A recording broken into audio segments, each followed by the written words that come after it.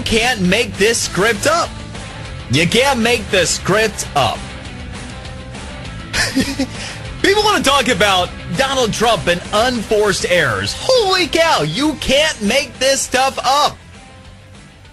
Elizabeth Warren, affectionately referred to as the bad Pocahontas. You want to talk about stepping in it in a way that is spectacular. Donald Trump, at his worst, has not managed to do what Elizabeth Warren has done to herself inside of about 24 hours. Hey, it is your South Florida friend, Brian Mudd. I do a morning show, WJNO, in West Palm Beach. I do a mid-morning show, WIOD, in Miami. And occasionally, I think when they are, kind of desperate for some radio people on TV, Fox News will get around to doing something with me. And the BBC, I did something with them last week on the midterm elections. And it was great. It was kind of waiting for the moment, like, I'll give anything legal a try once. And I was waiting for them to try to get me. And they never did. Actually, it was just a good experience. So BBC World Special on the midterm elections. That was actually a lot of fun. Now, we are 3 weeks away. 3 weeks today, 21 days from the general election. And the entertainment, it's endless. It's absolutely endless. Elizabeth Warren, Pocahontas, the bad one. You take a look at her test. CNN headline here, Elizabeth Warren releases test with strong evidence of ancestry. Now, in the series of events that unfolded yesterday, you had the Boston Globe that I believe was the first to kind of lose their gourd over the... there's a test! There's a test! She really is a Native American. And I don't think they actually ended up really looking into the whole thing. They simply said, wow, she said she's got evidence. In fact, the Boston Globe even miscalculated badly, only by a factor of about 1,000, how much native blood she may have in her. But they weren't the only ones to run with it. This is CNN. They ran with it, too. Here's an excerpt from a story theirs yesterday.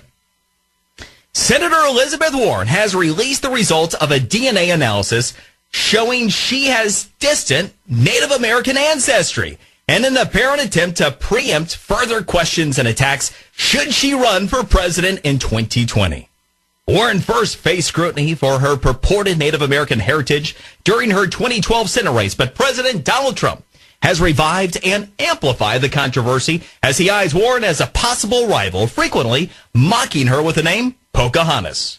But Warren has now documented and obtained documentation to back up her family lore and analysis of her genetic data performed by Carlos Bustamante. Gotta love that name too, right? Bustamante. The name of credibility. A professor of genetics at Stanford and an advisor to Ancestry and 23andMe. In a rollout video about Warren's heritage, the Massachusetts Democrat is seen sitting behind a laptop as she calls Bustamante. Now the president likes to call my mom a liar, Warren asks him. What do the facts say? Bustamante responds, the facts suggest that you absolutely have a Native American ancestor in your pedigree. Isn't that the way that humans talk to one another, by the way? Pedigree? Isn't that when we're usually like talking about a breed of an animal? Not necessarily. I have never, in the context of this conversation, whether it's in my family or with somebody else and talking about their ancestry, now your pedigree. You tell me about your pedigree. So anyway, Bustamante talks of her pedigree. Warren is shown nodding. Bustamante's full report now posted on Warren's website, along with other supporting documents and interviews detailing her background. According to the report, this is just kind of a minor detail here, the majority of Warren's identifiable ancestry is European. However, the report adds, the analysis also identified 5 genetic segments as Native American in origin at high confidence. Bustamante's analysis places Warren's Native American ancestor between 6 and 10 generations ago, with the report estimating 8 generations. Okay. So let's take a look at something here. This is where the Boston Globe and their math really got off track, by the way. Really got off track, trying to figure out the 6 to 10 generations. Okay, so if maybe there was a little bit of a Native American thing going on, let's say 8 generations ago, what would that equal here? And the answer, Elizabeth Warren, as it turns out, is more lily white than whitey white folk like perhaps you and me. That is what the experts have actually been able to find after they dug into the report on our website. Whoops. Now, all throughout the course of the day, I have heard from my friends, the Libs, here in South Florida, as I've been talking about this, and the noise continues to be loud out there on social media, and it is fascinating, the dearth of knowledge on this particular subject that seemingly the average leftist, wannabe socialist, actually has about Elizabeth Warren. Commonly received the question, well, why is it that this is even an issue? Well, the first thing happens to be, she just made it one again, didn't she? I mean, this was her deal. Nobody told her to go out there and actually, President Trump did. President Trump did. In fact, do you have cut 3 ready? They're going to cover Pocahontas? Who was... Think of it. Think of it. She of the great tribal heritage. What tribe is it? Let me think about that one. Meantime, she's based her life on being a minority. Pocahontas. They always want me to apologize for saying it. And I hereby... Oh, no, I want to apologize. I'll use tonight. Pocahontas, I apologize to you. I apologize. To you, I apologize. To the fake Pocahontas, I won't apologize.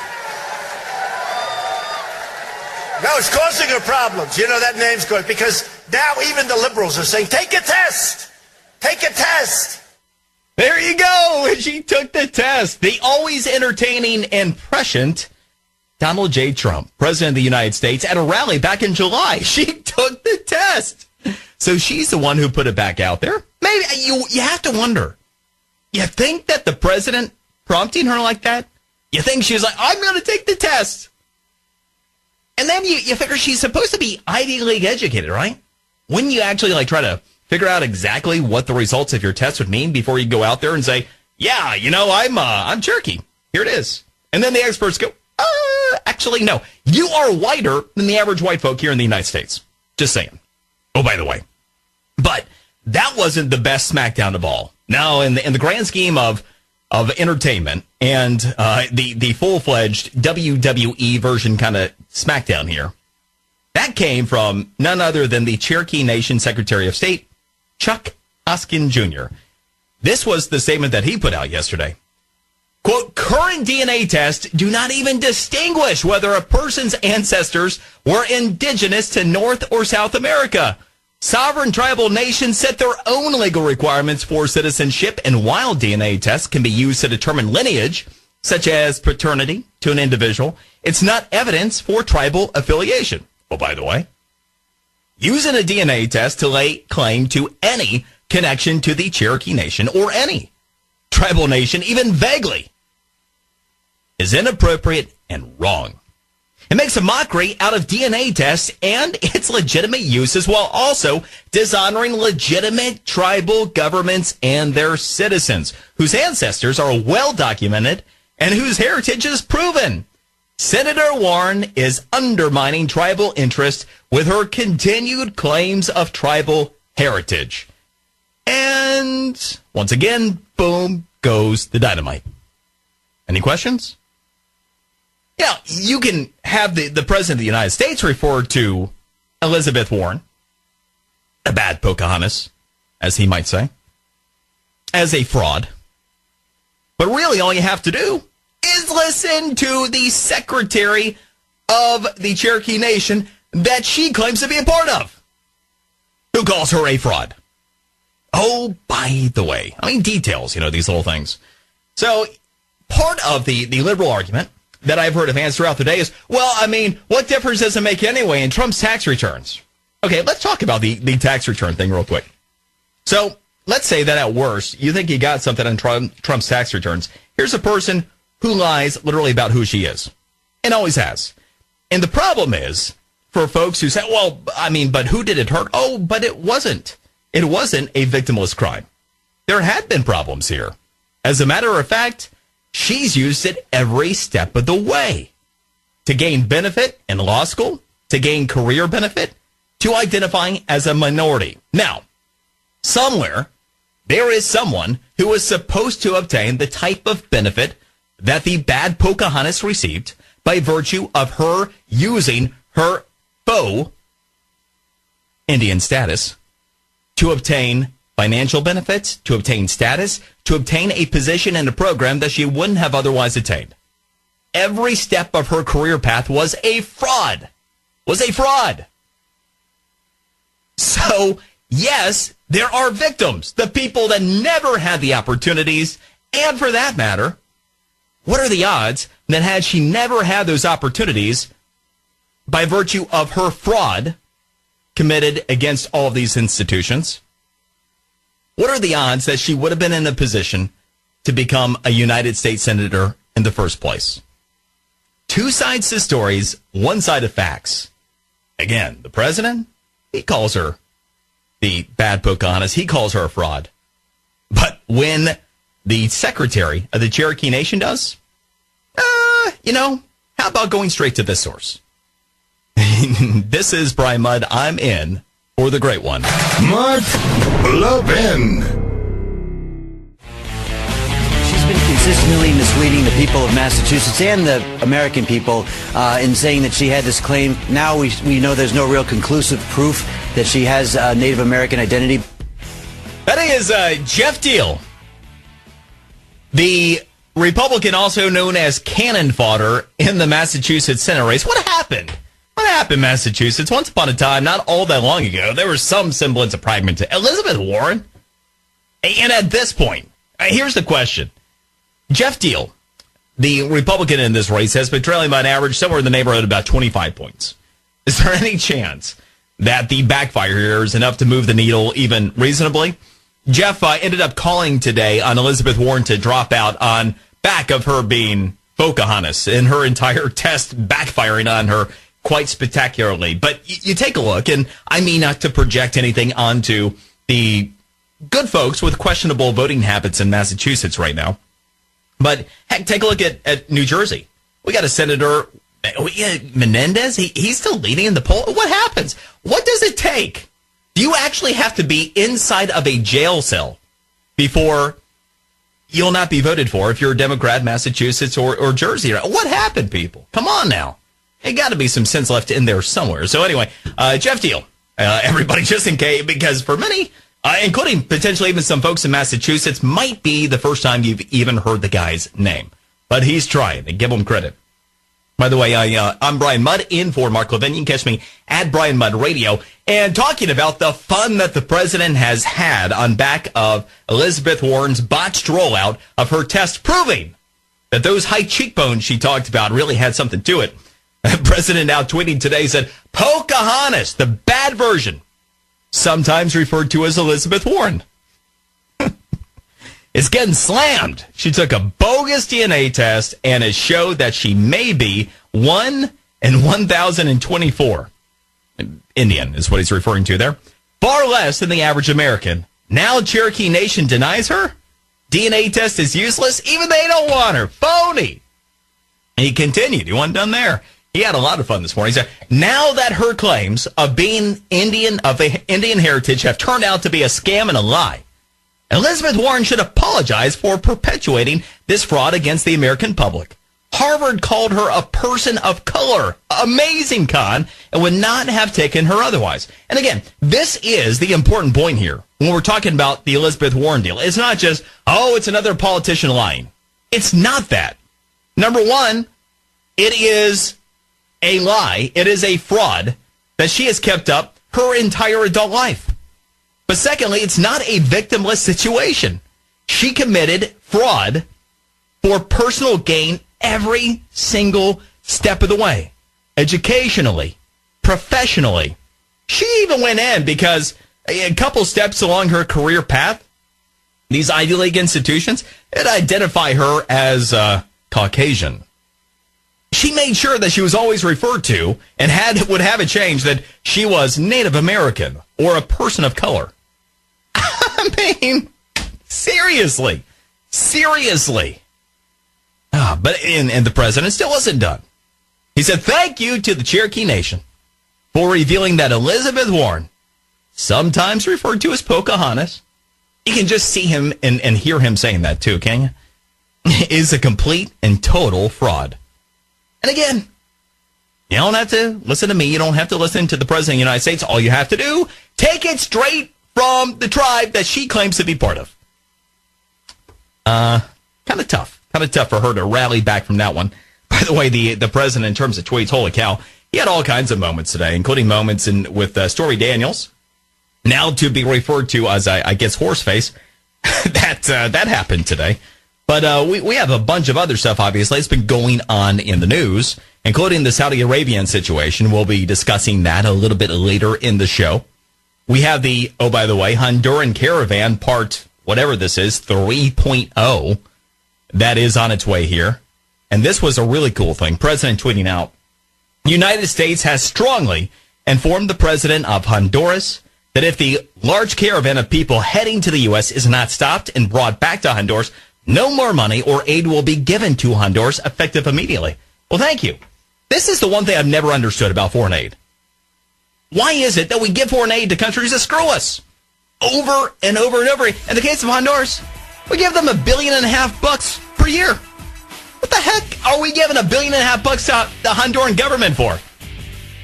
So they take it and then send their people out to try to crash their borders. Unreal. But anyway, president's paying attention, and if he does stop the aid, step one to recovery when you're being victimized. I am Brian Mudd, and for the great one, Mark Levin. Medicare for all is a total lie. The Democrats are pushing a total takeover of health care, and I will tell you, it will be the worst thing that's ever happened to you and your family. Pelosi and Schumer and Bernie, they're all pushing to get this done. You'll have to double and even triple your taxes, and that won't be enough to pay for it. It's going to be a disaster for our country. It'll turn our country into a Venezuela, but that won't actually happen because I will never let it happen. That's something else that's just kind of great about Donald Trump being president of the United States. You never got stuff like that from Bush. You wouldn't get that from anybody else. Just straight truth right there, and boom. That was President Trump putting out a video about the fraud that is Medicare for all. In fact, when I was last with you, Friday night, we were talking about the fraud that is Medicare for all. It's not just Pocahontas that's a fraud. Medicare for all, which she is also pushing for, is a fraud. Bernie, it's a fraud. Andrew Gillum, running for governor in Florida, on a platform of attempting to impeach the president and Medicare for all, it's a fraud. And if you happen to miss that conversation Friday, here's the Reader's Digest version. Right now, you got 15% of the U.S. population on Medicare. 15%. All right? You think about how many people pay into it. You working? Okay, you're paying into it. Now, 15% on it. Everybody working, paying into it. And we are set for insolvency in 8 years. 8 years. 2026. And by the way, that's not me talking. It's not some kind of kooky right-wing math from some. That comes from the trustee of Medicare. You see, after the Not-So-Affordable Care Act was passed, and you have the Democrats that diverted Medicare money, we went from seeing Medicare begin insolvency in the 2030s to, 2026. So we're just 8 years away from Medicare saying, yeah, you know what? 9% of the benefits year one are going to go away, and it gets worse from there. Now, you have the president of the United States that's not afraid to say it's a fraud. So for all the people that go, yeah, I was just over there smoking some dope, and Elizabeth Warren's making a lot of sense right now. For that person, make sure they don't vote if you can help it, because we should not have everybody else. I'm going to get off on a tangent real quick since I went there. You got all the PSA. This time of year and these cycles always drive me crazy. You have the vote or die type of PSAs that are out there. Everybody should vote. I vote. You vote. We vote. Bull crap. Every election has consequences. From local elections, especially local elections, all the way through, obviously, to El Presidente. The last thing I want The dope-smoking, uninformed people making decisions. That's how we got in this mess. So anyway, friends don't let friends that smoke crap and go, Elizabeth Warren's making a lot of sense. They don't encourage them to register to vote, is all I'm saying. I want as few ignorant people voting as possible. And that's my public service announcement. And I'm not afraid to say it. Sometimes, because one thing that you got to be very careful about in radio, even if there are advertisements that you don't endorse, you can't come out of them and say, man, that message you just heard? I'm telling you, these voter things that are out there, bull stinking crap. Now, if you're listening to this show, yeah, good chance I want you registered to vote and voting on Election Day. But now, for you hear it on like the station that's playing Taylor Swift right now. Now, probably don't want that person voting. She's going, wow, that Taylor Swift's making a lot of political sense right now. Oh, by the way, I'm going to tackle that coming up in the third hour of the show today. Funny thing about how ignorant Taylor Swift actually is about Tennessee politics and how fake her Tennessee values are. In fact, you might say that Taylor Swift's Tennessee values are about as fake as, I don't know, Elizabeth Warren's Native American roots. But I digress, because I was telling you about the Medicare for All fraud again. 15% of people on it, everybody working paying into it. What do you think happens if we put 100% of people on it? How's that work? Since this thing already doesn't work in 2026, any questions? I mean, that's just kind of stuck on stupid if you travel down that rabbit hole. And I've never smoked anything, so I wouldn't know. But I'm guessing there's not enough dope in the world to have that math make sense. So anyway, let's go to Joshua in D.C., the great WMAL. Go. Hey, how you doing? All good. First-time caller, long-time listener. I'm 22. I'm a biology student. I know a little bit about genetics. As you said, if it's 10 generations, it's an 1,024th bit of Native American. If we're conservative, she's like 256th Native American. I mean, I'm probably 1,024th of like every race that there is. And like the thing that really frustrates me as a young thinking person is, why can't these politicians make their careers based on their own merit, on their own talent, on their own wisdom, or their connection with the people and how to solve issues and stuff? It's pretty annoying. God bless you. That this is the first time you've gotten through. I mean, amen, brother. This is one of my all-time favorite calls, quite honestly. In 21 years of doing radio, this is a moment that makes my heart sing. You are 22, you're in science, and you're in Washington, D.C., and you're making political sense. How did that happen, and do you have any friends? I do have plenty of friends. There's a small revolution, but I have to give a lot of credit to my parents, who really invested a lot in me. And just to frustrate you even more, the word pedigree is actually like a technical term that we use in genetics, and it's because these people don't really see the difference between animals and people. We think it's the same thing, so we use pedigree for people and animals. Not cool. Reminds me of what's that song? You and me, baby, ain't nothing but mammal. Anyway, that amazing, Josh. I mean, really. Long live you, and spread your wisdom to as many people as possible. Lord knows we could use it there. Great call. All right, let's go to Peter in Illinois. All right, Peter, it's a tough act to follow, so you've got to up your game. That was a pretty impressive call there. Well, when you were talking about the brain-dead voters in Massachusetts, you have to remember that these are the same people who, after Teddy Kennedy left a woman to drown in the bottom of Chappaquiddick, reelected him 6 times back to the United States Senate. You raise a very important and interesting point.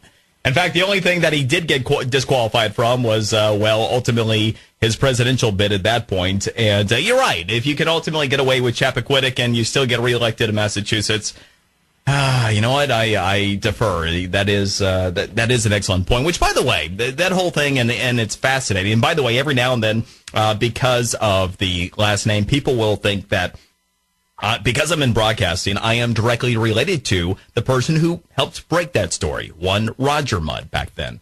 And I am not. Somewhere in the very outer lines of our genetics, of our pedigree, you might say, there would be some overlap. But actually, I am more aligned with infamy. There is one infamous member of the family that I am directly related to, and that would be Dr. Samuel Mudd, who may be familiar, was one of the co-conspirators in the assassination of Lincoln. He was the doctor who actually fixed Booth's leg and ended up having a whole kind of interesting deal where he went to the Tri-Tortugas, and yeah, that's the story for a different day. But anyway, that is my relation, not Roger Mudd, who broke Chappaquiddick, which, by the way, it's kind of interesting. A lot of people thought after that, oh, Roger must be this Republican guy. Now, best I know to this day, he's still a Democrat. It's just that he was doing his job. Imagine that. Back then, you actually had some people in the news business that did their job. And kind of like, you had Kennedy that was running against Carter there. Captain Peanut. Good old friend Jimmy Carter. That was my nickname for him in Georgia, by the way. I'm from suburban Atlanta, so a nickname was always Captain Peanut. In fact, one of my favorite parodies from many years ago was, I remember the Mounds and Almond Joy commercials. Sometimes you feel like a nut. I kind of had some parodies like that. Sometimes you feel like a nut, sometimes you are one. And plenty of Jimmy Carter isms that you could throw in there. So anyway, just as an aside. But yes, that cleared the path for Jimmy Carter to win the nomination again for the Democrats and get his butt whipped by one Ronald Reagan. So that story, at least, was happily ever after for the country. Not so heavily ever after for Massachusetts or for the United States Senate, because, to your point, he continued to win time after time after time. All right, so a couple things here. When we are taking a look 3 weeks away from Election Day, there's a lot to keep in perspective. And one of the things that I will frequently point out, if you have heard me anywhere along the way, you've probably heard me say things like, there are two sides to stories. There are one side, two facts. Tend to be pretty particular about the facts. You don't get it. It's kind of like, we're really not having a conversation about you being a Native American, Elizabeth Warren, because, well, you're not, right? So you can't, that would embrace a false premise, which then takes me to the premise. If the premise of anything is false, then anything built upon it is as well. Last Friday, I introduced the sliding scale of morality, which means that people always wonder, how is it you'll have somebody who, on their best day, seems like a pretty good person, and then somewhere along the way, wow, they really are awful, and they're stabbing you in the back in their line. And that's because you have some people that have a moral compass that is stronger than others. Let's say that on our best day, we're an 8 out of a 1 through 10, a 10 being perfect, which none of us are. Well, if you're an 8, even on a bad day, you're probably not going to be worse than a 5. Therefore, when you're at your weakest, your worst, you're not going to go out of your way to hurt somebody else for your own personal benefit. Well, then you bring into it somebody like, I don't know, Elizabeth Warren. Clearly on the sliding scale of morality, one Elizabeth Warren, pretty amoral person, because she is willing to hurt somebody. It's not just that she's willing to commit fraud. It's that she is willing to hurt somebody for personal gain. And once again, not a victim of crime, because somewhere, many times over, all throughout her academic career, throughout her professional career, leading up to the time that she was a United States Senator, she took the slot of an actual Native American. So somebody did get hurt. It's pretty amoral. On the sliding scale of morality, that is the willingness to hurt somebody for your own personal benefit. Put it all together. Two sides to stories, one side of facts, the premise, and the sliding scale of morality. What you ultimately get is that, yes, Elizabeth Warren, sometimes referred to as Pocahontas, is a bad person who is pretty amoral. And again, two sides to stories, one side of facts. If you want to be the person who defends taking the slot of an actual Native American, and you can justify that, well, bring it on. We'll have that conversation. And we can also talk to the Cherokee Nation as well, because they have a few things to say about it. We'll continue the conversation. I'm Brian Mudd, in for the great one. 2020. Right. You're running? Yes, 100%. Michael Bloomberg might be running? That's good. Yeah? Yeah, sure. I think it'd be easy. I think it'd be so easy. How do you think I don't he'd think do? he'll get. Well, I don't think he'll get through the Democrats. In other words, he wouldn't be able to do anything in the primaries because of where the party's going? I think the Democrats will eat him up. You know, you have a lot of people running. I'm hearing names that are shockingly bad, but they're nasty. That was the president with Trish Regan just a little while ago of Fox Business. They covered all kinds of territory. Ended up having a couple of quotes that made news, not the least of which was about the Fed, saying that they're the biggest threat to the economy. So if you've seen people get hysterical about that, it happened during that particular interview. But something has happened over the last several days that led me to go ahead and do something a little bit early. I wouldn't usually do this until after the general election. One, because it's kind of annoying. To me, it's like the point at which we're not even into September.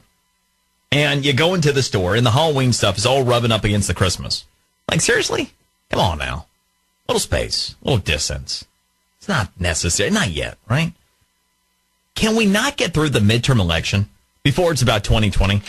I mean, seriously. But because you have really the 2020 election that started during the Kavanaugh hearings, because remember, the only reason we have Spartacus was because of 2020. That wasn't even about Brett Kavanaugh. That was his moment. That was his I am Spartacus moment, right? His 15 minutes of pontificating and lecturing. And then you have Cory Booker, Spartacus, who went to Iowa. Can you imagine what that's like, by the way? You imagine someone like Cory Booker marching into Iowa? I mean, the first thing is, just think about how much your elitist leftists loathe the center part of the flyover country. You know, 96% of the landmass of the United States of America is red. And you start taking a look at where the majority of that is. So here you have Spartacus marching into Iowa to test the waters over the weekend. I mean, seriously? Yeah, Kamala Harris holding her nose and leaving California to go to the South. She went to South Carolina. Imagine how painful that is for her. And of course, why do we have the test, the Native American ancestry test by one referred to occasionally as Elizabeth Warren, but really the bad Pocahontas? Well, it's ultimately because she's also running right now for 2020. Now, she might have just taken herself out of it. We shall see. Although, who knows? In Democratic ranks, this might be a rallying call. But because all this is going on, and you even have the President of the United States being asked about 2020 on a near daily basis, I feel the need to tell you this.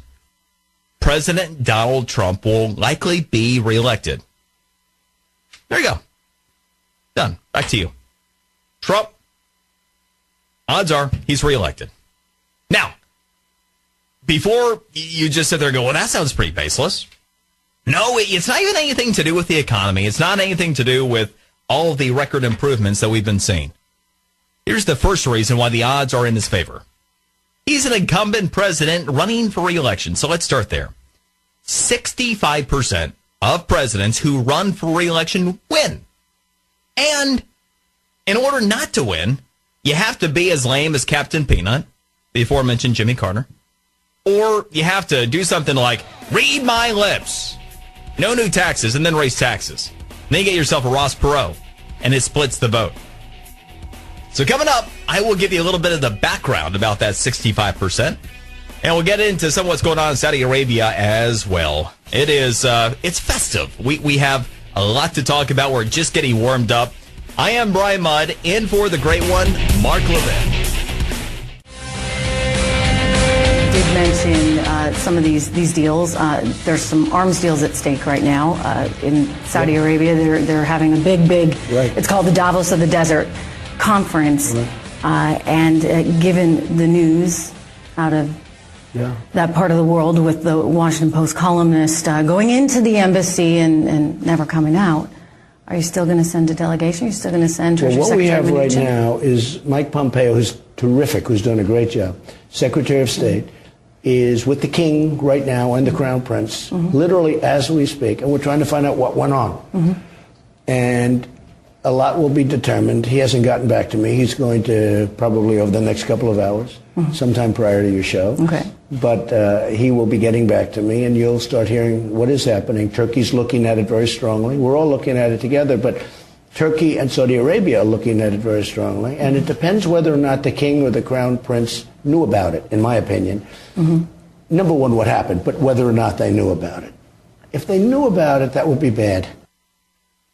All right, so details there, details. And by the way, I hope we have lots of people accounting for Pompeo, because we know what can happen when you go into buildings and then you have Saudi officials and then they come out and well, not everybody who went into that building happens to.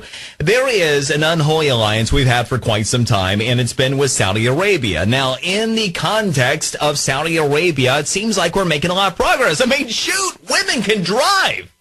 Yeah. I mean, come on, right? They're like totally cool people. I mean, just, you want to talk about human rights. I mean, Saudi Arabia, yeah, women can drive now. Might even let them get a little education. I mean, shoot. And by the way, isn't it fascinating? Because you have this new younger king who's like, yeah, look at me, women's rights, you may drive. And you have the left that's kind of like rallied around him. The new king's kind of like this celebrity in Hollywood. And a lot of them think he's super cool. Now, one thing they might not think is super cool is Sharia law. Now, little detail about Sharia law. It's evil. And I'm going to give you a little background here in just a minute about some of what still goes on with Saudi Arabia and a lot of the other Middle Eastern governments. By the way, I am Brian Mudd. I am your South Florida friend. I do a morning show, WJNO in West Palm Beach. I do a mid-morning show because you just can't get enough of me in 4 hours in South Florida. So I do another one from 10 until noon, WIOD in Miami. And it is truly an honor and a pleasure to be here anytime I am able to join you filling in for the great one, Mark Levin. By the way, you can catch me at Brian Mudd Radio on Twitter. Now, wrapping up last hour, I mentioned that President Trump was likely to be reelected. If for no other reason, then he is an incumbent president running for reelection. Historically, 65%, so nearly two-thirds of all incumbent presidents who run will win. Ultimately, what we have is a presidential election. It's about the incumbent president. So frankly, it really doesn't matter first and foremost whether it's Spartacus or Pocahontas or whatever. It matters who and what Donald Trump is, represents, and what he's accomplished. And you really have to screw up. You really have to screw up in order to be an incumbent president and lose if you're running for re-election. I'm going to come back around to this Saudi Arabian thing here in a minute. So when you put this in context, you think about why. Because for folks on the left, they're just beside themselves. They can't figure out how in the world. I mean, on Inauguration Day, I had to listen to pinheads around here. That was, he's out after that. I mean, well, first it's going to be impeached, but he would never be reelected. I mean, people already see the mistake they made. Like, you really just do not get it. The first thing is, when you're putting that in context, you have to take a look at what it would take for someone who voted for that president not to vote for them again. I mean, yes, you can have new voters that come about over the course of 4 years, and if all of those new voters leaned heavily in one direction, maybe, just maybe, you could move the needle. And by the way, I keep track of that. And I'm going to give you a little piece of a story I'm actually working on for my local shows here tomorrow. Just wrapped up the research on this a little while ago, checking in on the state's voter registration info. If you're interested to know how Florida has gone over the past couple of years since the 2016 presidential election, well, yes, Florida did break for Donald Trump. Beyond that, since the 2016 presidential election through today, there are 30,000 fewer Democrats registered to vote. Yeah, 30,000 fewer registered Democrats in Florida over the past 2 years. We have 51,000 additional Republicans registered to vote. Oh, by the way, probably not going to make the news anywhere, even stateside. And we do have quite a few independents that have registered to vote, over 100,000 there. My point being, even to the extent that we've seen people from a point of partisanship register to vote, it's not like they're all Democrats, even though you would think that every young person, you hear all the time, the young people are going out registering to vote, and then they're all Democrats. Well, we heard from Joshua, 22 years old, Washington, D.C., in biology last hour, who's a thoughtful conservative. So if that can happen in D.C., well, it can happen other places too. And so don't be surprised. That's part of the story. But beyond it, you got to think about what's happened here. And there is a lot to feel good about. First, you take a look at the economy.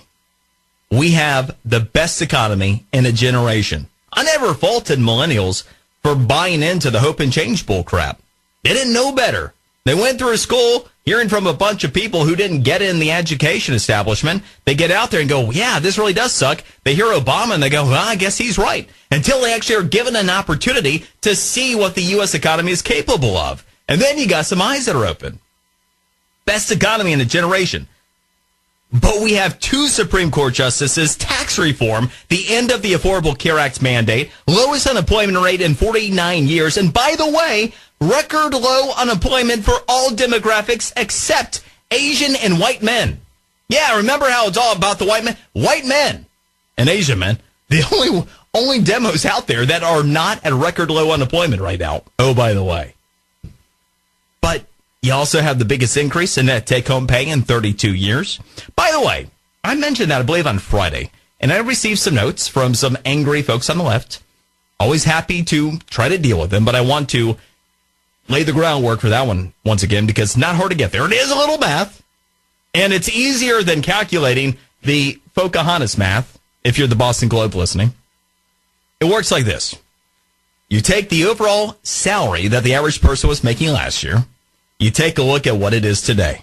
By the way, it's pacing at about 2.8% base salary year over year. Okay? All right. Then you take a look at the average bonus that has been paid out so far this year. When you do that, that gets you a little bit over 3%.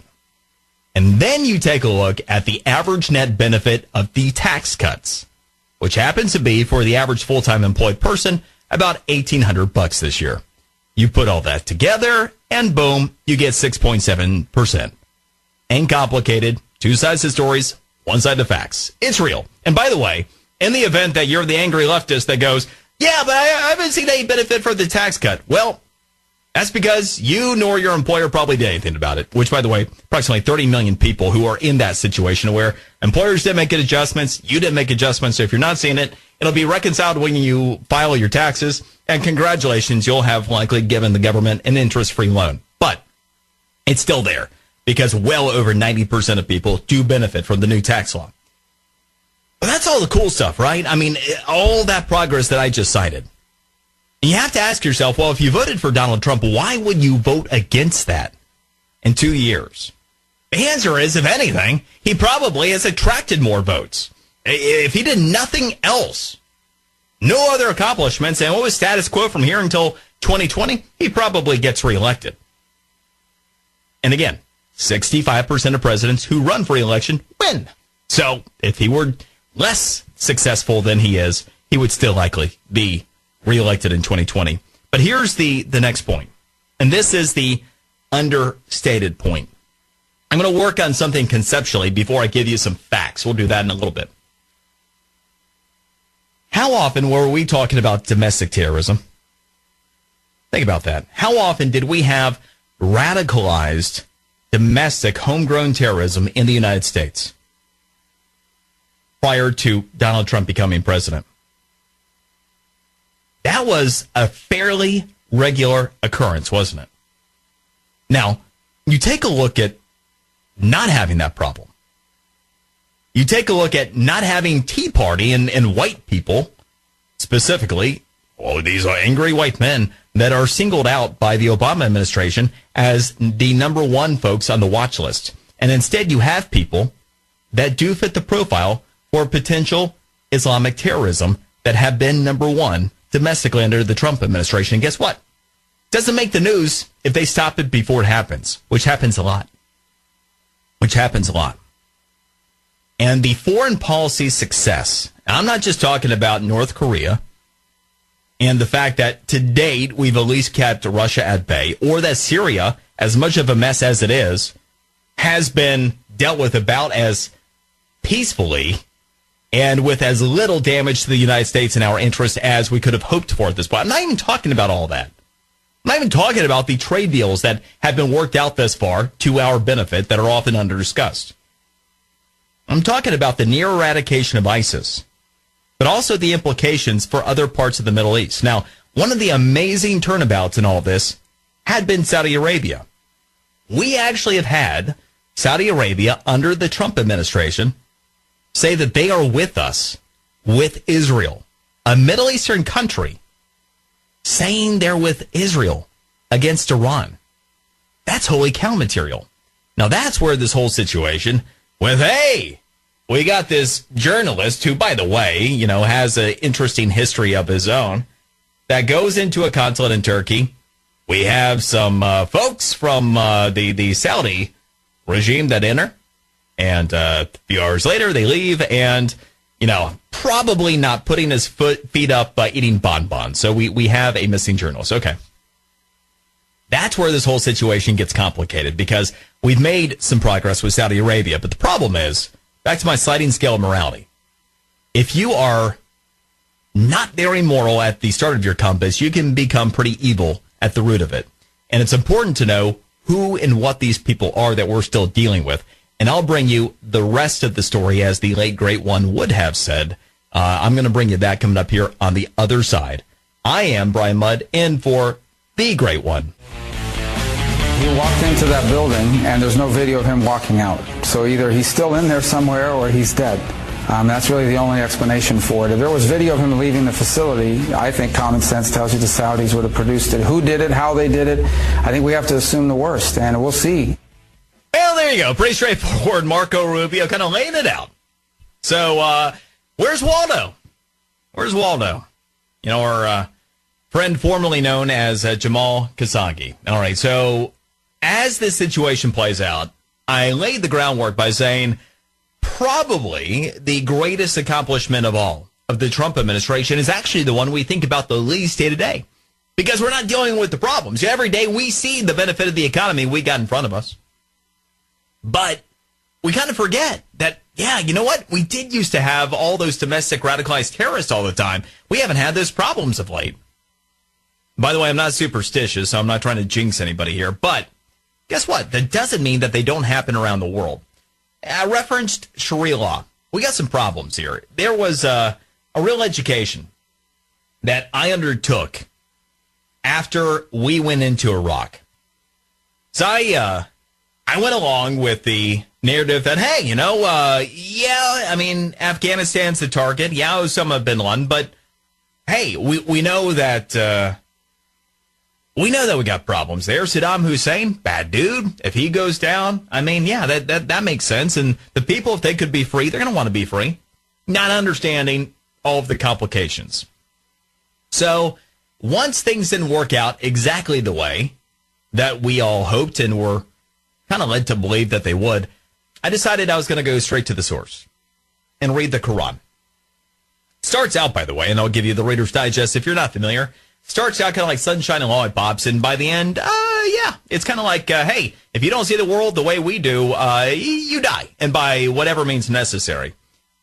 The groundwork, ultimately, under Sharia. Now, you have Islam practice, obviously, in many different sects, some of which are positive, but Sharia is not. Sharia law in all forms is evil. And by the way, if you want to argue that Sharia law is not evil, again, I guess you can, but then you have to make the case that women are subservient to men, that if a woman is raped, for example, she should still be stoned to death because she had sex with the rapist. I mean, just details, that if you're homosexual, that's what I always like about the lefties who like to come out and don't understand Sharia law. For you lefties, if you are homosexual, guess what? You get stoned because you're homosexual. Or, these days, they just kind of, sometimes they don't get the whole formal stoning thing together. They just toss you up buildings or whatever. But see, part of the problem in us being somewhat immune from the realities of Islamic terror, we can take for granted the safety that we have day to day that is not present elsewhere in the world. Got a little detail for you that you probably were not aware of. How many Islamic terror attacks do you think have happened that have been documented around the world so far in 2018? Just think about it for a second. Got a number? Okay. Try 1,589. Probably a little bit higher than what you thought. See, just today, for example, in Mali, you had a terror attack. A woman riding her donkey blown up by an Islamic terrorist. Earlier today in Afghanistan, you had 4 citizens that were bombed by Taliban. You probably didn't even know that yesterday in France, you had a man attack somebody with a chisel, praising Allah. Probably didn't know about that. See, even sometimes in countries like France, it doesn't get reported over here. There's a lot more to that story. Sharia is at the root of it, and guess what? There are still tenets of that in Saudi Arabia. It's where the situation becomes that much more complicated. We'll continue the conversation, still just getting going. I'm Brian Mudd, in for the great one, Mark Levin. We're going to demand answers. The world deserves answers. And the President and I and our administration are going to continue to call for answers, to see that those responsible are held to account. Answers are good, okay? Vice President Mike Pence there on the mysterious case of not Benjamin Button, but Jamal Khashoggi, who has gone missing 2 weeks ago today. And at this point, it's rather obvious. Now, we've heard the rumors that have come out of Saudi Arabia to where they're going to say, look, it's a crazy thing. Yeah, there's a little interrogation. And, it would I just really hated when we accidentally kill him. I'm sorry, we won't do it again, really. That apparently is what we're eventually going to get, or at least that's the rumor of what we're going to get out of Saudi Arabia, while also having the assertion that, hey, the king, this young and hip king who's women can drive now. I mean, come on. I mean, isn't he like, yeah, women can drive. So so that guy, he doesn't know anything, and he's not supposed to know anything. So that's where we are in this process. By the way, the president was even talking about that today. He said, for the record, I have no financial interest in Saudi Arabia, but he also said that he spoke with the king, and hey, he denies everything. Denies everything. So this is difficult. This is difficult for a lot of reasons. We don't know the exact truth, obviously. And you have a lot of folks that say, yeah, shoot, sanctions, bring it on. I mean, let's just, whatever with Saudi Arabia. The first thing is, one, be thankful that we are very close to energy independence in this country. By the way, did you know that we are now the world's largest producer of oil? Yeah, not Saudi Arabia, not Russia, us. Kind of great. We're actually pacing to get there in January. We got there a little bit earlier. It's awfully good about now, because if Saudi Arabia and the influence they had in OPEC, if they decided, hey, you know what, we don't like you putting pressure on us, and they go ahead and dramatically reduce production, you could see a spike in prices. Obviously, that could hurt the economy. Boom, you know what happens there. So that's one thing we got to consider in this entire process. But the bigger one, again, is you do have this new, younger, hip king in Saudi Arabia who is like, yeah, women can drive now. I mean, look how progressive I am, and equal rights and all that. He's on board with us against Iran and with Israel. And where you can get that in the Middle East, you take it for sure. That's what complicates this deal. But the problem still is, I mentioned Sharia law. It's evil wherever it's found. There's nothing good about it. We have had 1,589 Islamic terror attacks around the world so far this year. We have had 9,483 people killed, an additional 9,600 injured. Oh, by the way, so Islamic terror is still alive and well. Sharia law and the folks that govern under it still sponsor terrorism, and the least of which is Iran. But here's the problem, the dirty little secret about Sharia law in Islam, in government, predominantly in the Middle East. There's still over 40 of them that carry the tenets of Sharia, including, by the way, Saudi Arabia. Now, we haven't necessarily had a long track record to see how long that's going to remain part of their government. But the bigger problem is, if you're on board with Sharia, your moral compass really sucks. And if you think that you can, kill people at will because, I don't know, they're a woman, they were raped, or you're homosexual, what else are you willing to do? Like this journalist thing, for example. So that's where this becomes the tangled web. So it's easy to quarterback this thing. It's much different to be pragmatic with everything that's on the line. We're going to have to see where this all goes. Let's go to Isaac in Washington. Isaac, go. Hey, Brian, how are you? Hope all you're good, having a man. great day today. All good. Hey, I was talking to your call screener about Mrs. Pocahontas over here. I think that this lady is just trying to make herself seem like a minority to get people just to like her. And I was telling them, I think that these people, what the Democrats are trying to do, they just basically turn this country into Mexico or even Venezuela.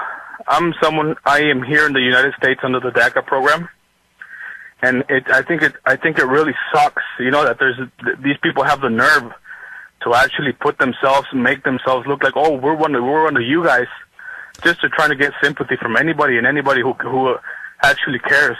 How long have you been here, Isaac? I have been here since I was about 8 years old.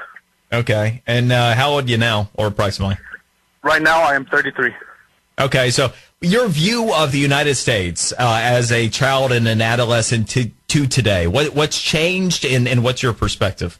You know what?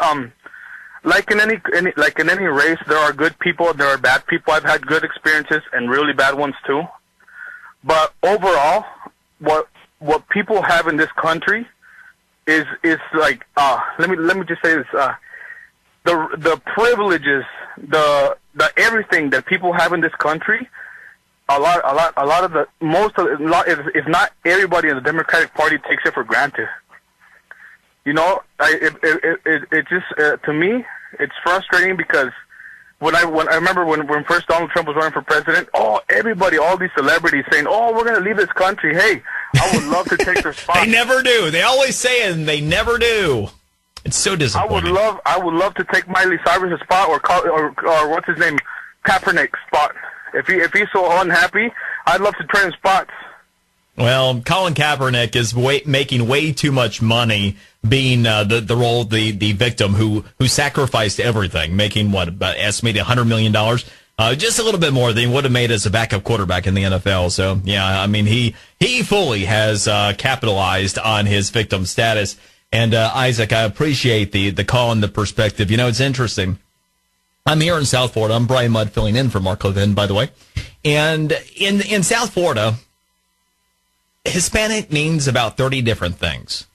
And people will always oversimplify it. And it's part of the reason, by the way, you have a lot of folks that get Florida elections wrong, because you'll have some of these pollsters or analysts out there who will say, hey, nationally, Hispanics break X percent for Democrats. And they say that, hey, we have a very large Hispanic contingent in Florida. And then you go, well, those people are going to break for Democrats at this percent. Well, hold on for just a minute.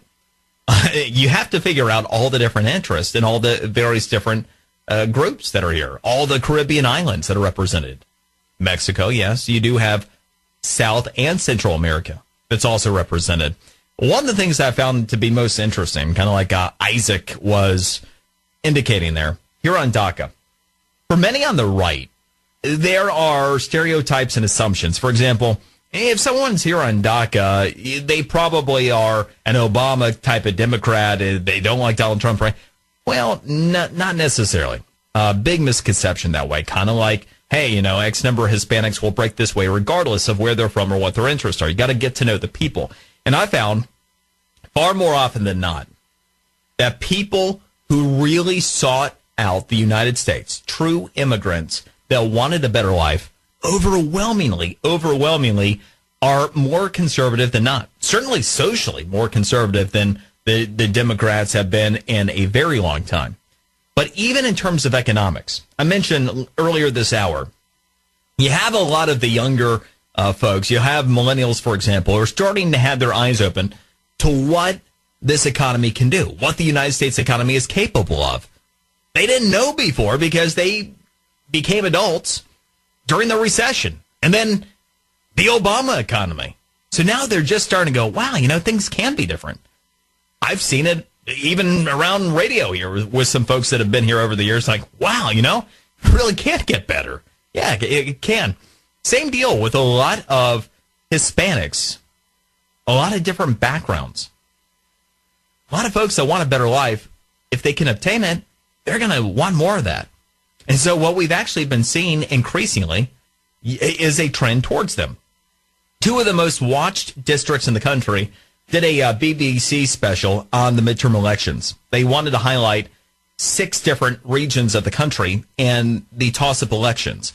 As the case may be, in South Florida here, we have the 2 most heavily Democratic districts currently represented by Republicans in the United States House. They're districts 26 and 27 in Florida.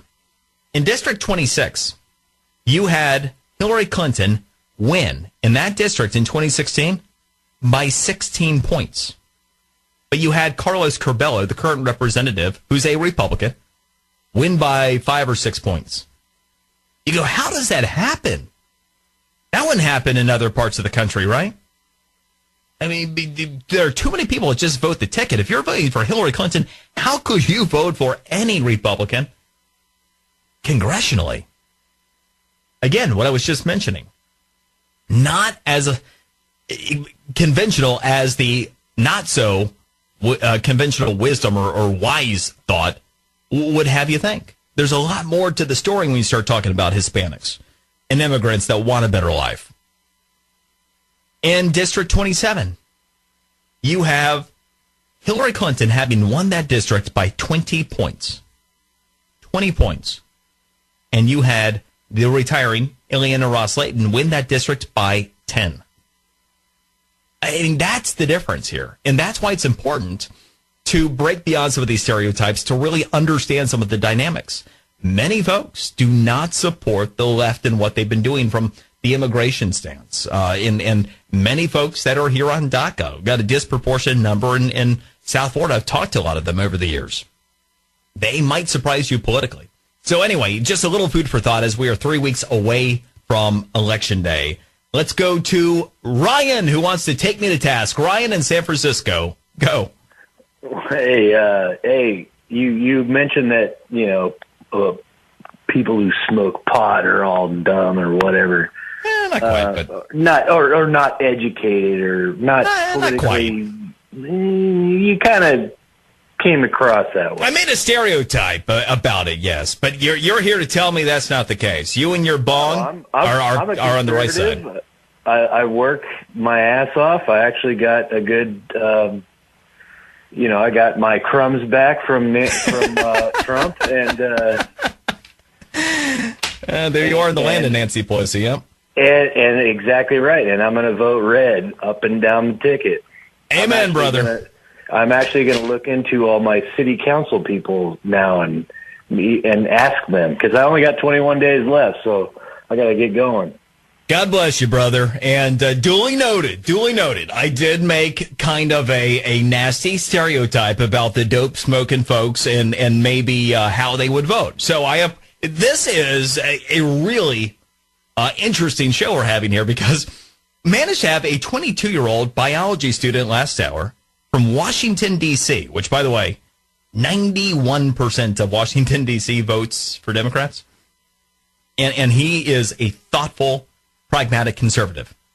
And now we've got someone who is, in the bone from San Francisco. And he's a conservative. I mean, moving mountains. That is your Donald Trump Republican Party. It's kind of interesting, kind of cool. All right, I'm Brian Mudd, in for the great one. It's up to the president, but what I would do, I know what I'm going to do. We're going to sanction the hell out of Saudi Arabia. We deal with bad people all the time, but this is in our face. I feel personally offended. They have nothing but contempt for us. Why would you put a guy like me and the president in this box after all the president has done? This guy's got to go. Saudi Arabia, if you're listening, there are a lot of good people you can choose, but MBS has tainted your country and tainted himself. It's kind of like Lindsey Graham did his version of coming out, isn't it? I mean, holy cow! Ever since the Kavanaugh thing, has been a whole new Lindsey Graham, and he's out and he's loving every minute of it. I mean, this is enjoyable for him. I mean, just sanction the hell out of the old stodgy, boring Lindsey Graham. Anyway, in this particular case, that's what makes me nervous. That's what makes me nervous. Just the idea, just sanction the hell out of him. Okay, well, what happens, for example, if Saudi Arabia says, you know what? I know we had kind of been with you on Israel and against Iran, but, we aren't feeling quite as cordial as we had previously. What happens then? What happens if they say, you know what? We're just going to go ahead and turn off the spigot at OPEC and see what happens to oil prices and see if we can do something to wreck the economy a little bit there for you, El Presidente. Again, things that could happen. Any number of different implications. So I think it's easy for Lindsey Graham, who's out there and loving every minute of it, enjoying this newfound freedom. Maybe being the person he always wanted to be, that he finally feels at peace being. It's kind of fascinating if you think about it, and I digress here. You have Lindsey Graham who's like, holy cow, I came out, I maybe said things that I've always meant to be saying, and people liked it. You talk about the Trump effect. I mean, take a look at it in the Republican Party. Mitch McConnell got an incredible reception in Kentucky the other night. I mean, when does that ever happen? I mean, it's an interesting day. These people clearly enjoying this newfound freedom, the Trump effect that has come over them. But it's complicated. It's complicated. So I don't know that, let's just go sanction the hell out of them.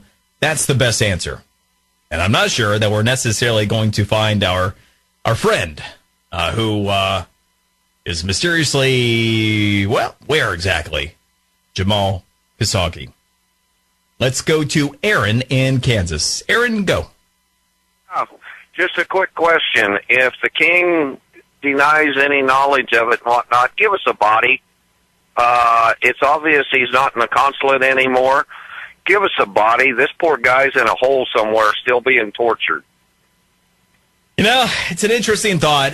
If you were going to be really, I don't know, if you were going to engage in war gaming, I suppose you could end up putting up any number of scenarios, none the least of which would be, well, maybe when you had the Saudi officials leave the consulate, they left with them. If you are, there are any number of things that could happen. I'm not sure that it would make sense for him to remain there and be tortured because, you're going to have many more potential witnesses and a lot more difficult situation for even Turkey to account for at that point. So, of all the scenarios, that 2 weeks later he's still there being tortured, I would think would be among the least likely. But hey, to your point, anything could be possible. Appreciate the call. Now, I've been talking about the oddities politically, and some of the assumptions that often are not wise. Here's one for you. You ready? For the first time since 2014, according to Gallup, the Republican Party is viewed more favorably than Democrats. Currently, 45% of Americans hold a favorable view of Republicans, compared to 44% for Democrats. Lindsey Graham is probably loving every minute of it. I'm Brian Mudd, in for the great one, Mark Levin. I think that, I don't think he's a serious person. He's not. I don't think Avianna, the lawyer, I don't think he's. I just beat him in a big case. You did, by the way, you're going to have her pay the in fact, legal he has to pay me legal fees. She does? I don't think he has any money, but he and she have to pay me a lot of legal fees, and it's based on Texas. You're going to hold them accountable for that? Based on Texas law. I love Texas.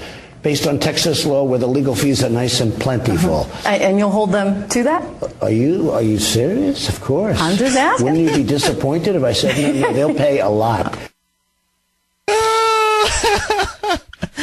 That was the president with Trish Regan from Fox Business just a few hours ago. Oh, it's entertaining for sure. And there's so many different directions I want to go. By the way, I'm a two-trick pony when it comes to references. I'm really proud of myself if I branch away from Monty Python or Seinfeld. And the only thing I've had on my mind with what the president has been up to, and I had to go back and pull the quote because it was amazing. It was one of the Seinfeld episodes where I think it was actually Kathy Griffin who, ironically enough, Jerry was talking about, said that she does stink and she should quit, but I don't want it to be because of me. It should be the traditional route. Years of rejection and failure until she spit out at the bottom of the porn industry. I can't help but to feel like that's what's happening right here, except that in the case of Stormy, she started out in the porn industry. But you do have the interesting characterizations of her, right? She'll go from a certain level of decorum. She is an adult film star. Other times she is a porn actress or whatever. It's interesting, but nevertheless. By the way, I am your South Florida friend, Brian Mudd, do a morning show on WJNO in West Palm Beach, a mid-morning show. After that, WIOD in Miami. And every now and then, I think the folks at Fox News run out of radio people to put on TV, and they put me on. So I'm a guest contributor to Fox and do some other things here and there. It's always an honor and a pleasure to be able to fill in for the great one, Mark Levin.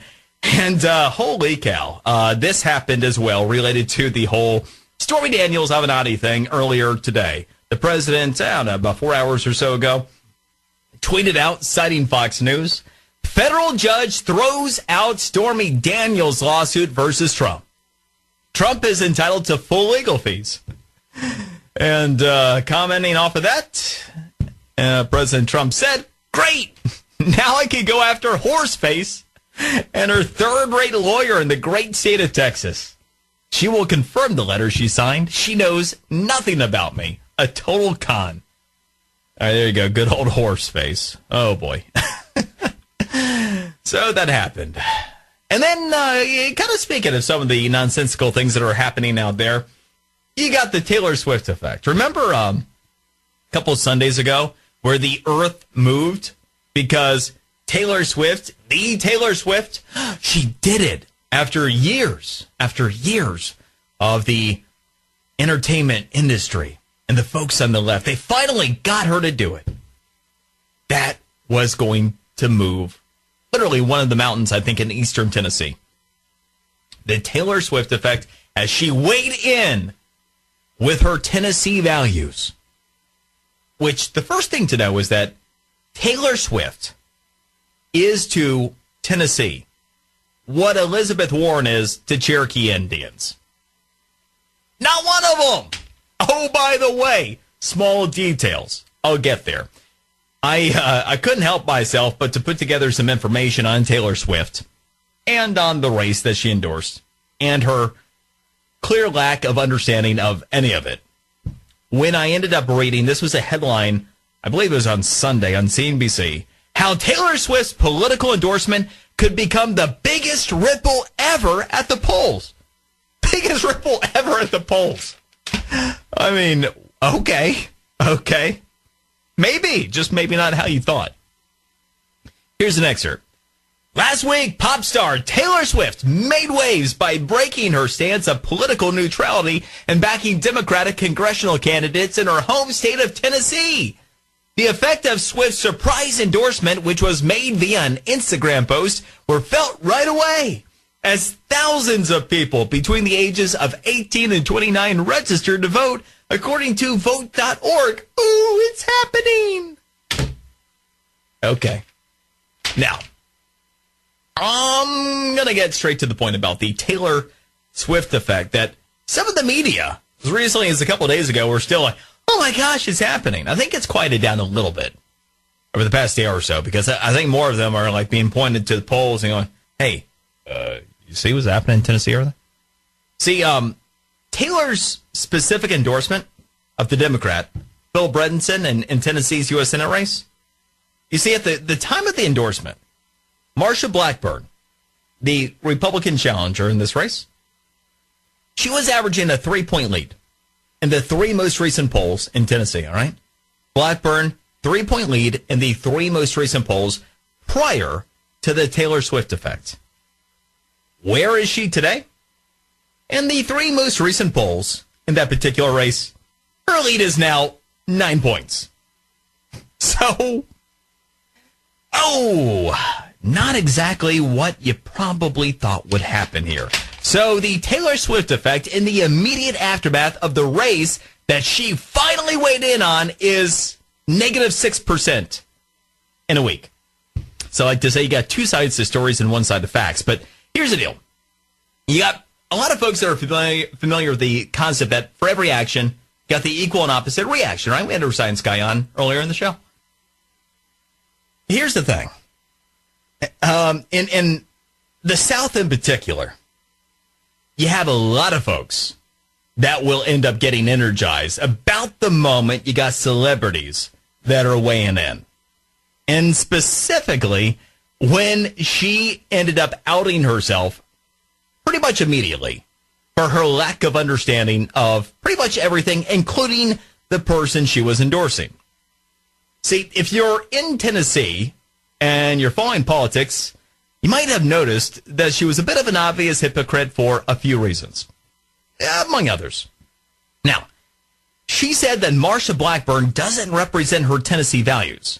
But you see, here's the dirty little detail.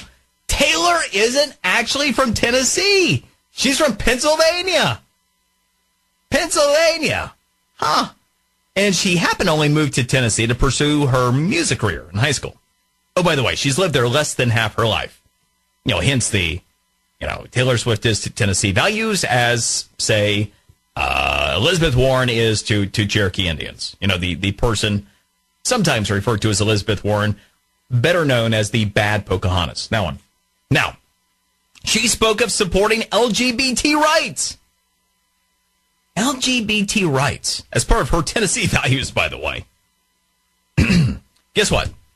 The Democrat that she endorsed, Phil Bredesen, he doesn't support gay marriage and a bunch of other issues. He's on the record as much. So it's clear that she's never even looked into what he believes in. No clue. And then you got the optics. You see, for maybe you could activate some of those young folks in Nashville that are, yeah. But here's the thing. Anybody noticed that you got Taylor Swift endorsing an old white guy who does not support gay marriage and a host of other LGBT rights that Taylor says are part of her Tennessee values from Pennsylvania? So she's endorsing the old white guy. It's bad, evil these days in leftist politics, right? Over a younger woman. Huh. Interesting. I mean, and there's a whole lot more. We could continue down that rabbit hole, but it's not necessary. But you see, those in Tennessee, they pretty much get the point, too. And you long. In terms of Tennessee values, I'm from suburban Georgia. Lived in Knoxville for a time when I was small, and am pretty familiar with Tennessee values. And they take a look at these celebrity and Hollywood endorsements, and, not often impressed. So it probably is going to continue to have the opposite of the effect that they were anticipating. I mean, come on. All these celebrity endorsements work, right? Katy Perry holding up Hillary Clinton's arm. By the way, wasn't that an awkward moment? I mean, that did the trick. It always does. And so here's the funny thing. If you're taking a look at when celebrity endorsements actually matter, well, she kind of missed her moment. You see, if she actually wanted somebody with her Pennsylvania, Tennessee, LGBT rights values, she could have actually weighed in the primary, because Columbia University actually did prove that some Democrats are impressed by celebrities. For example, Columbia University, they did show pretty empirically that in the 2008 Democratic presidential primary, Oprah Winfrey's endorsement really did encourage an additional 1 million people, largely black, to vote for Barack Obama over Hillary Clinton. So if only Taylor Swift had weighed in with her Pennsylvania LGBT Tennessee values, maybe she wouldn't have ended up with an old white guy who doesn't support gay marriage or the LGBT rights that made her look like she is as clueless as she actually is. And she could have had somebody that, is going to, shake it off. Do whatever it is that she does these days. But nice try, Taylor. Nice try. And by the way, as for Tennessee values, part of the reason why you have the Democrat, Phil Bredesen, that is not supportive of those things, 81% of Tennesseans are Christians, 52% of the evangelical variety. Oh, by the way. So you might want to at least investigate the state that you claim to be from, that you represent the values of. Just saying. Two sides to stories, one side of facts. Anyway, we're just getting warmed up this hour. Brian Mudd in for the Great One. Mudd LEVIN. Prisoners are tortured. They are forced to renounce their religion and to pledge allegiance to the Communist Party.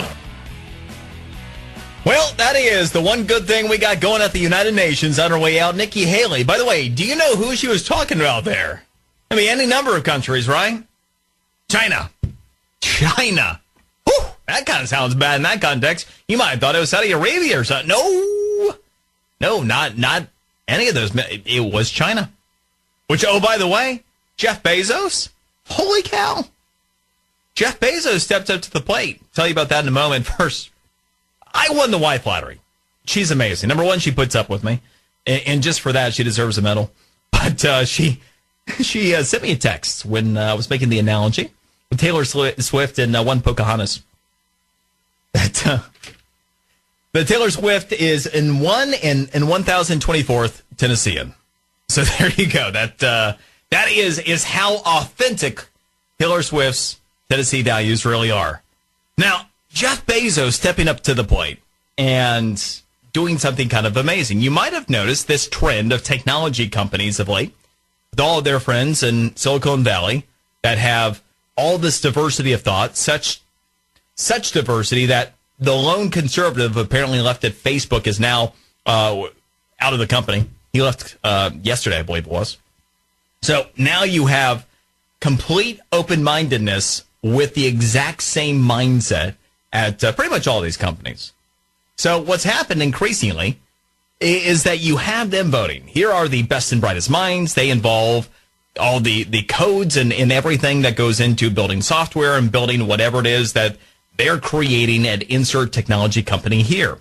And they happen to apparently now hate the United States of America. So anytime a defense contract deal or something with the federal government comes up, they are protesting it from the inside and threatening their companies to leave should they actually bid and work on a project for the federal government. I mean, that makes perfect sense, right? Because it'd be much better for, China. The aforementioned there from Nikki Haley to step in and fill that void. I'm sure that would work out in our best interest over the long run. Jeff Bezos stepped up to the plate today and said that we need American companies to be doing those deals, and that we'll be much worse off if they're not. So, amen. Jeff Bezos finally said what Mark Zuckerberg was not willing to say, or anybody else, including even the now late Paul Allen, co-founder of Microsoft. Okay, so staying with the entertainment theme for a moment, headline here from CNN. Why Matt Damon's hilarious SNL skit couldn't stop the Kavanaugh confirmation. These people you realize that whole Matt Damon SNL skit was designed? They actually thought it would stop him from being confirmed? They take themselves that seriously now. That's why Matt Damon apparently took on that role. You, through SNL, are going to stop this. Here is an excerpt. It's hard to imagine a more comprehensive takedown of a political figure than the one Saturday Night Live executed on Brett Kavanaugh in its season premiere last month, at a time when the judge's fate seemed to be hanging in the balance. What? It's hard to imagine a more comprehensive takedown than Matt Damon playing Kavanaugh in SNL? And he's dead freaking serious. Damon added several layers of ridicule to Kavanaugh's angry, aggressive testimony before the Senate, presenting him as a sputtering, sniffing, weeping, beer-loving, the beer. Carrie, I love beer, by the way. You love beer? Yeah, beer? By the way, I don't actually love beer. I don't really like beer. That's me. I'm a wine guy. Insert joke here. Anyway, but a caricature of judicial temperament. In light of the sexual assault accusations against him, which he has denied, the sketch included an especially devastating line. I'm not backing down. I don't know the meaning of the word stop.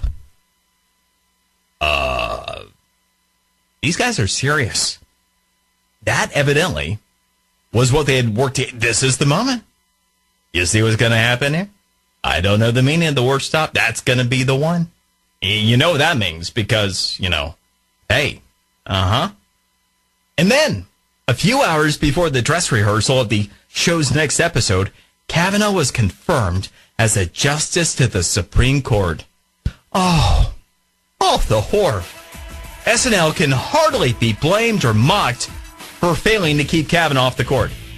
You're right. This is the world these people live in. This is a world that say, go talk about your Tennessee values, Taylor Swift. Go get that old white guy who's not supportive of gay marriage. Go talk about your LGBT values. Unreal. Brian Mudd in for the great one, Mark Levin. We reached out to, like I said, the local hazmat team and our local fire department, working with federal authorities and the U.S. Capitol Police as well as this investigation moves forward. Oh, don't worry about that. It's not a big deal. That is just the Bangor PD. Wade Betters from the Bangor PD talking there and go, Bangor, Maine? Yeah, Bangor, Maine. Why? What's that about? Well, it's just more peace-loving liberals there because the Collins family home, actually her husband, ended up taking in a threat letter that said it contained ricin at the house, by the way. Just, again, more peace, love, and liberalism to where, hey, you didn't vote the way we wanted to, so now we're going to threaten to kill you and your family. Oh, okay, well, that's from the party, of course, to where, hey, if Mr. Holder, the Attorney General, the former top law guy in the country. I mean, you can really see the value system here. When they go low, we kick them. Oh, okay. Violence. Yeah, that's cool. Just like Maxine Waters and what was encouraged there. I mean, it's not like we had somebody who went and hunted down Republicans at a baseball field or anything. Oh, wait, Gee, it's almost like it's embedded in many of these Democrats. Yeah, just the peace and the love, the open-mindedness. It's all there for you. It's all there. You can feel the love. Feel the love. Why wouldn't you want to be part of that, by the way, is all I'm saying. Let's go to Joe in Jersey. Joe, go. Hey, Brian, how are you? All good. While I was waiting for you, I even thought of something in extension to what I want to talk about with what you were just touching on. But this Taylor Swift thing, could it be even on a larger scale where people are just rejecting the Hollywood talking heads as being anybody of any value or lack of value whatsoever? That's number one. Number two, I don't know if you recall, but on the night of 9/11, you remember they had that music vigil with Springsteen and Tom Petty where they were pounding the war drums. Do you recall that? Not really, to be honest with you. They all came on, and Tom Petty sung his "We Won't Back Down." It was all kind of aggressive music that hinted towards "we're coming at you." But they're the same. They were cut from the same cloth, especially Springsteen, where they were anti-war. They are just so hypocritical. I'm hoping to God that people are just not taking them serious anymore. Well, I tell you this much. In Tennessee in particular, there are some places where the celebrities are going to play. If you're in California, I have no doubt that it plays. In fact, there's research that did show from Columbia University back to that 2008 presidential primary to where there are Democrats, a percentage of them, that are activated by celebrity. But you've got to, somebody's got to be open to the message. It's what I talk about when I'll describe being politically persuasive. One of the most common questions I get, how is it that I find somebody who I can, convince of what's right? Well, the first thing is you got to find somebody who's open to the information. If you find somebody who's closed-minded, well, it doesn't matter how hard you try. They're not open to the information. So in the case of the celebrities, when you're talking about what's going on in Tennessee, well, you've got a large swath of that population that is not going to be turned on by a celebrity endorsement. But what's worse, and this is the most offensive thing, and I say this, I'm not really a true Southerner in the sense that I'm from suburban Atlanta. And to be honest with you, I didn't even know what the saying, get out of Dodge meant until I was 16. That kind of thing didn't come up where I was from. But I do understand a lot of Southern culture. And, when you say that you have Tennessee values, and you're not only not from Tennessee, but you're from Pennsylvania? I mean, to many of the folks in Tennessee, that's those people. Yeah, so it's kind of like, no offense to you in Jersey, Joe, but I mean, in Tennessee, Jersey, not the best reputation. So anyway, it's a good point. The state, Jersey's kind of cut in half, almost at the center of the state, for the most part. And I'm down in the more conservative area.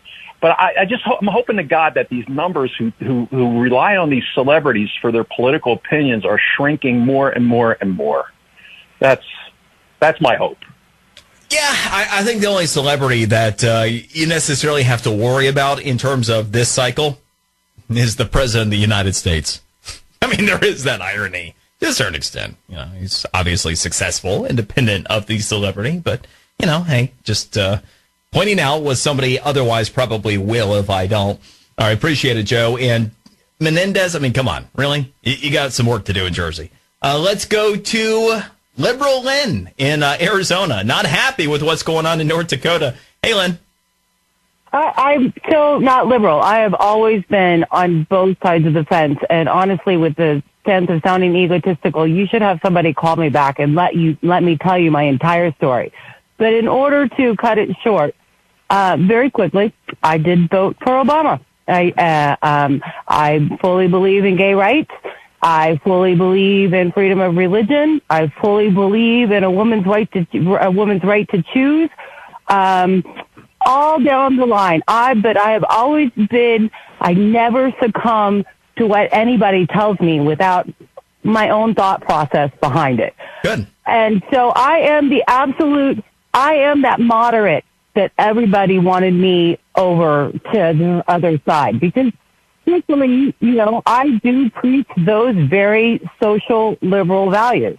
However, I've also owned a small business most of my adult life, and I voted for Trump this year because, you can be whoever you want to be. I shouldn't have to pay for it.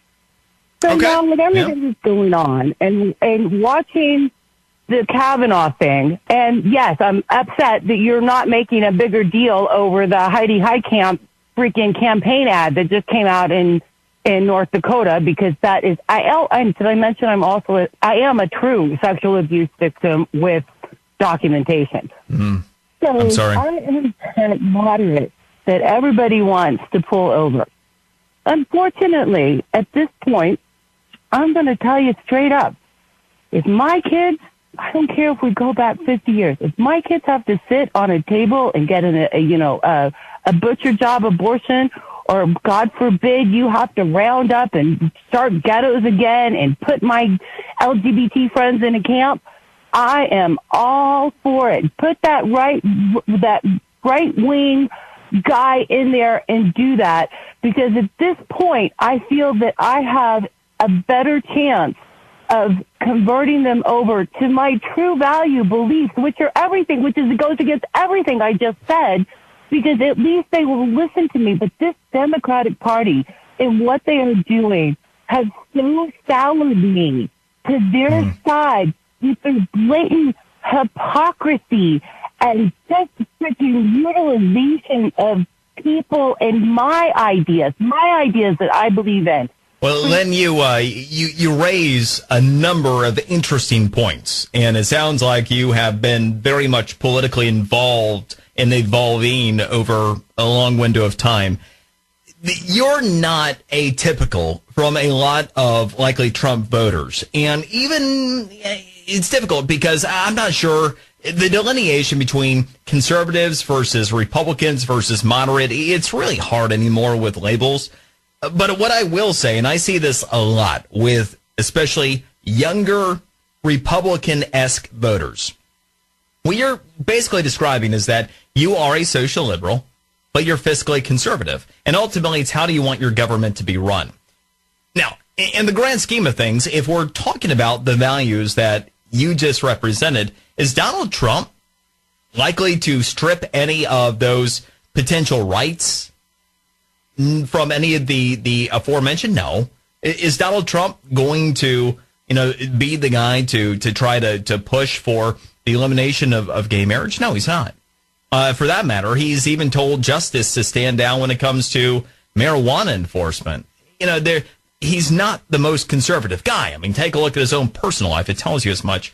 So you do have a lot of fiscal conservatives. And I'll give you an idea. I'm a little bit of a quandary politically myself. I, don't generally talk about it quite this way, but I personally am quite conservative. And when it comes to social values, I live my life as kind of like a half-assed Catholic.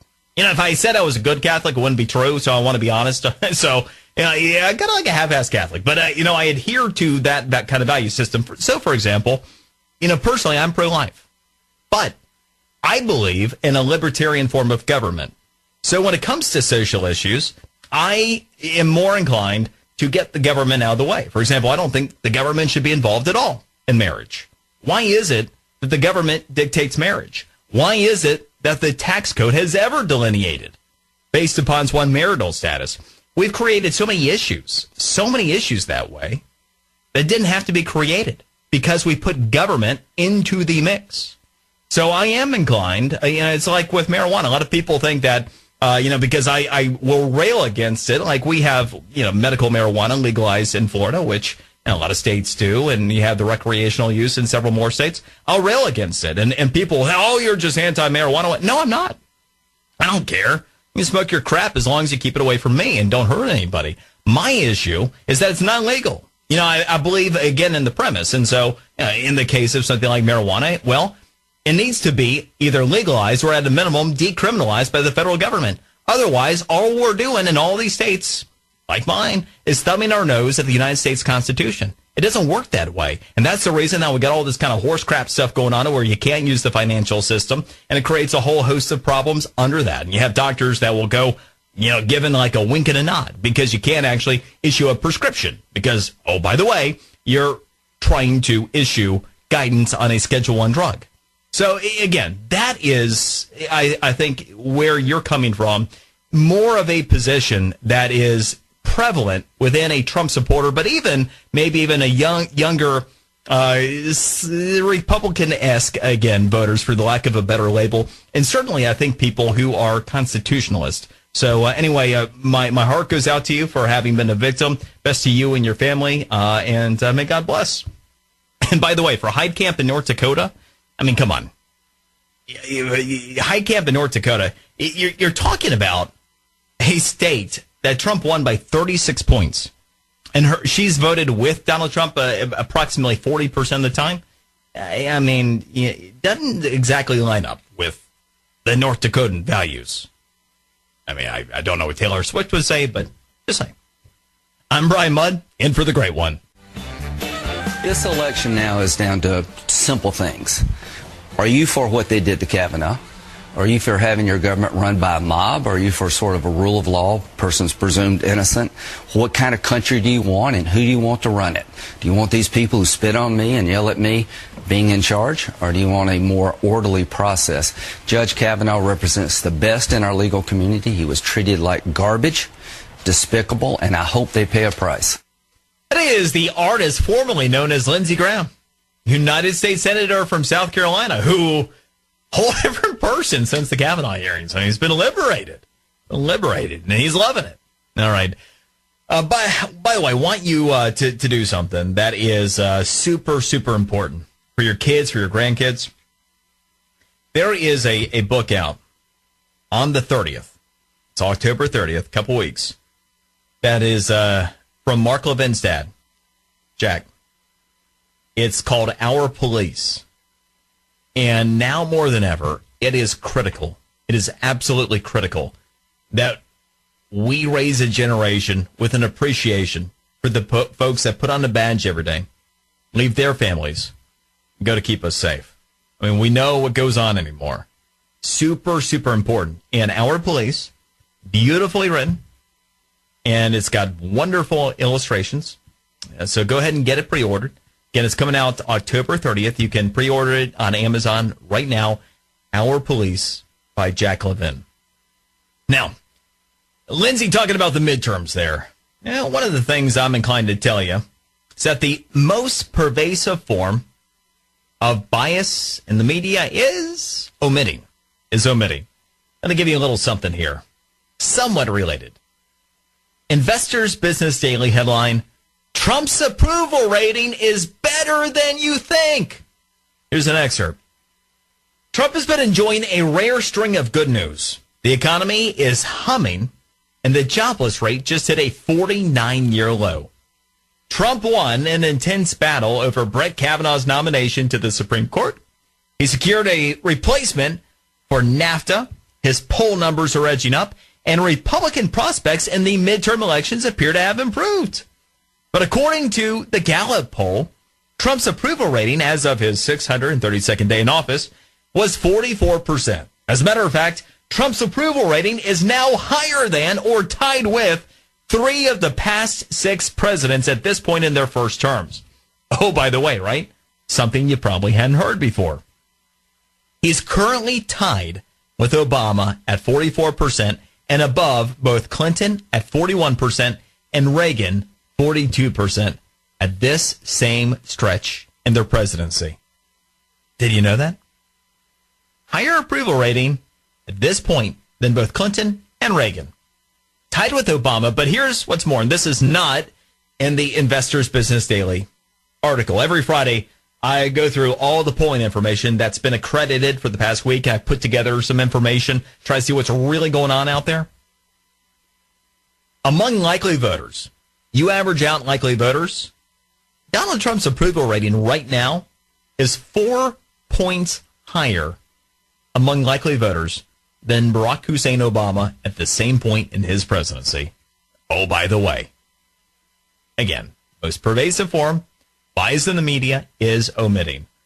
Oh, and I see this. Got to take this call. Tennessee Values. We got Taylor Swift's Tennessee Values. Caroline in Nashville. Caroline, go. Hey, I'm actually from Collierville, but that's quite all right. Oh, okay. I'm right outside of Memphis, Tennessee, and I just wanted to say that as to Tennessee values, 62% of us voted with Donald Trump in the presidential election. Of the other 38%, the Democrats didn't get very many votes. They actually, some of them just couldn't vote for Trump and voted for other candidates that were out there on their own, my brother being one of them. But, I just want to say that it's going to take more than the ramblings of Taylor Swift to change our minds.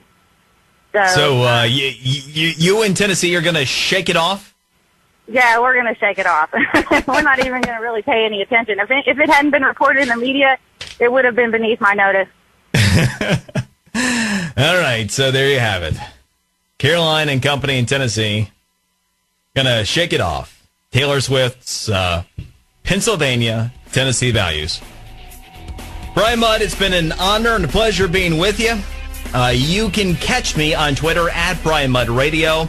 The great one, Mark Levin, will be back with you next week. Brian Mudd in for the great one, Mark Levin.